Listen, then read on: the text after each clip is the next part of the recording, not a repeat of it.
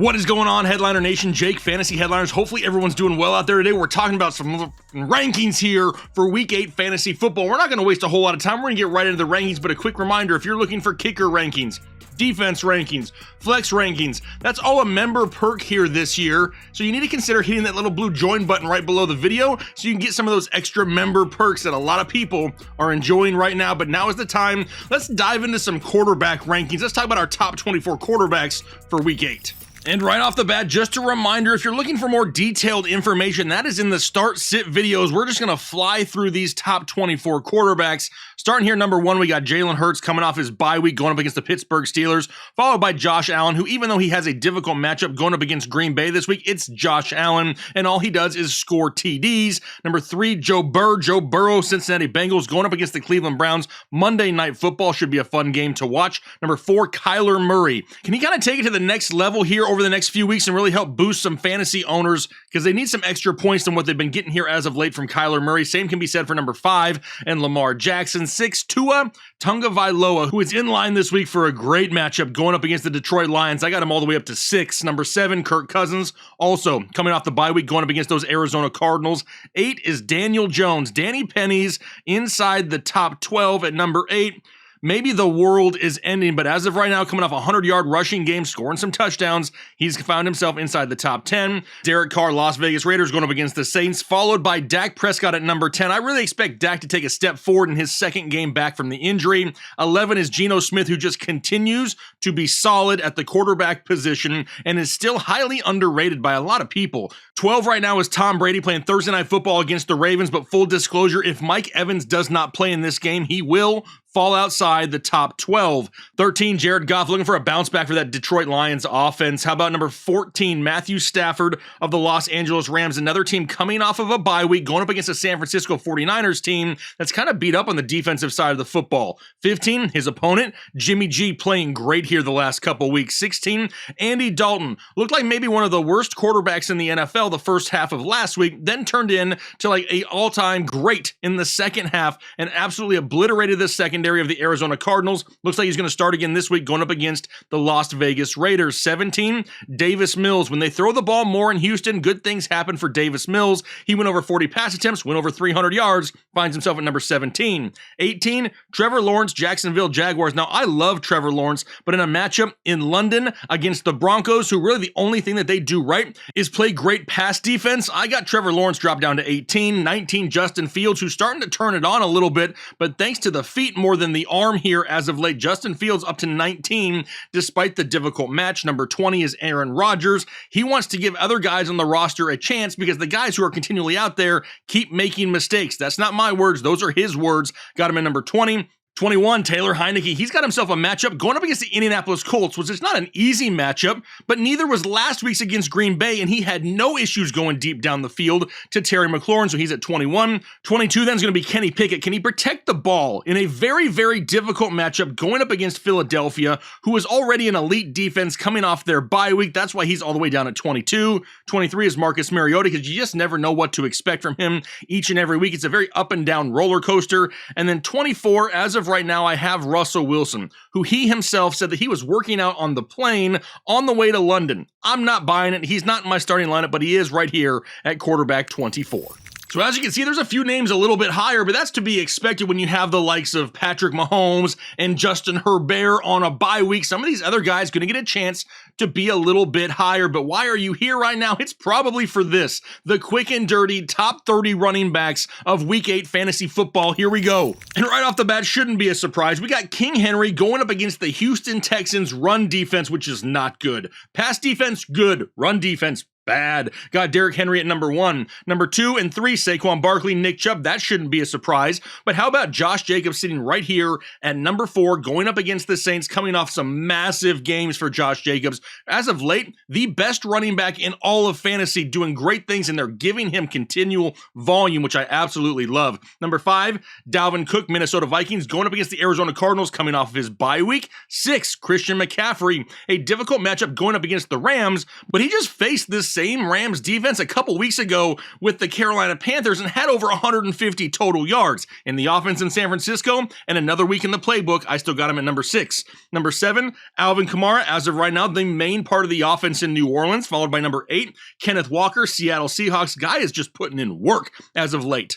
And as good as he's been, I really wasn't expecting the big plays that we're continually seeing from him. Number 9, Joe Mixon, Cincinnati Bengals with a great matchup. Monday Night Football against the Cleveland Browns. They really need to get this running game going in Cincinnati. It's the only thing they haven't really figured out yet. Great opportunity for that against a poor run defense on Monday Night Football. That'll take us to number 10, Dameon Pierce of the Houston Texans. He's got a difficult matchup going up against Tennessee, but they're committed to this running game in Houston. That's why he finds himself at number 10. 11, Leonard Fournette, a poor Week 7. We can't get much worse than Week 7 in a matchup in Week 8 with a lot of their pass-catching weapons banged up. We could see even more. Leonard Fournette got him at 11. 12, Travis Etienne, the now lead back in the backfield of the Jacksonville Jaguars, and we're seeing big plays aplenty. Got him at 12. 13, Ramondre Stevenson.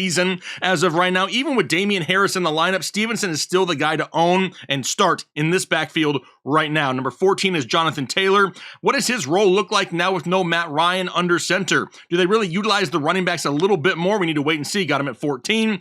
15 is Aaron Jones, Green Bay Packers. Honestly, probably the only weapon right now in Green Bay that Aaron Rodgers can say he trusts each and every week. He's at 15. 16, Miles Sanders coming off the bye week, followed by 17, DeAndre Swift. Could get him back from injury this week. Practicing full on Wednesday. Hoping for good things rest of the week. We'll have to wait and find out, though. Love myself some DeAndre Swift. How about number 18, Raheem? Not quite a most start, but he is this week going up against the Detroit Lions. Followed by 19, Devin Singletary of the Buffalo Bills, going up against Green Bay. Honestly, I expect Buffalo to get a lead and rely a little bit more on Devin Singletary this week than maybe we've seen in weeks past. Had a great game pre-bye, and hopefully he can, once again, coming off the bye week here this week. 20 is Najee Harris of the Pittsburgh Steelers. A difficult matchup for Najee going up against Philadelphia. He's still going to be a guy that gets right around 15 touches a week, but man, can this guy find the end zone? Please, he's definitely trending down right now. 21, Tony Pollard. Why is Tony Pollard so hurt? We have a knee sprain for Zeke Elliott, and we're really waiting to find out how much is Zeke going to be limited by this knee injury. Does he play this week? Does he miss some time? A lot of questions right now, but a great matchup for them here this week with the Dallas Cowboys going up against the Chicago Bears. Could see a whole lot of Tony Pollard. 22 is Eno Benjamin, because right now we can't really expect James Conner as of yet. 23, Donta Foreman of the Carolina Panthers. Was last week a fluke? I kind of think it somewhat was. 24, Demont, David Montgomery, Chicago Bears. Very difficult matchup for him going up against Dallas, followed by Gus Edwards, who came off the IR and just led that team in touches, found the end zone twice. We love ourselves some Gus Edwards, but with a matchup against Tampa Bay, Thursday Night Football, and a slight bit of touchdown dependency, got Gus Edwards at 25. 26 then is Darrell Henderson, Hendo of the Los Angeles Rams, coming off the bye week, going up against the San Francisco 49ers. Followed by 27, Brian Robinson of the Washington Commandos going up against the Indianapolis Colts. Here we have Zeke at 28, but honestly, as news continues to come out, we may drop him further and further down this list. Make sure you're tuned in on Friday to the Doc's injury updates to find out the latest news. 29, Khalil Herbert, another piece of the Chicago backfield that just seems a little bit more efficient than David Montgomery. How about 30 being Latavius Murray? Even though Melvin Gordon may be quote-unquote the starter or the leader in the backfield, Latavius Murray is the only guy getting any points back there for the most part. In a London game that has a tendency to really rely on the running game, I got Latavius Murray at 30. But once again, I'm still going to remain a man of the people. Who are my first 5 out of my quick and dirty top 30? I got 5 names. First one, let's not forget about the backfield of the New York Jets. We got James Robinson and Michael Carter. We really have no idea what this split is going to be as of right now. It's going to be pretty close to at least a 50-50 until James Robinson gets comfortable in this offense. Where I really see a little bit of hesitancy putting them any higher, this week may just be one of those weeks where we don't see a full workload going to James Robinson, similar to what we saw last week with Christian McCaffrey. Maybe they limit him a little bit, work him in slowly into the offense. We see a little bit more Michael Carter here this week. Once the split is really determined, we'll be able to move these guys up and down in the rankings in future weeks. But for right now, just something to pay attention to. But after them, he's going to be followed by Damian Harris, a guy who's maybe not 100% healthy in the backfield of New England, but the fact that he was active last week means he's getting closer and closer returner to full health, and a full health Damian Harris